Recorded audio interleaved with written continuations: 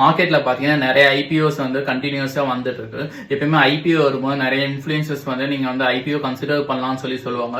சில இன்ஃபுளுசர்ஸ் பாத்தீங்கன்னா ஐபிஓ வந்து நீங்க லாங் டேர்ம்க்கு வந்து வாங்காதீங்கன்னு சொல்லுவாங்க. பட் நான் வந்து ஒரே ஒரு விஷயம் மட்டும் சொல்றேன், இதை மட்டும் நீங்க ஃபாலோ பண்ணிக்கோங்க. இது வந்து நான் ஃப்ரெஷர்ஸ்க்காக சொல்றேன், ஸோ அவங்க மட்டும் நோட் பண்ணிக்கோங்க. எப்பயுமே ஐபிஓ வரும்போது அந்த ஐபிஓ வந்து அப்ளை பண்றதுக்கு வந்து மொத்தம் 3 நாள் கொடுப்பாங்க. அதுல 3rd டே அன்னைக்கு வந்து போயிட்டு அந்த ஐபிஓட கிரே மார்க்கெட் பிரீமியம் பாருங்க.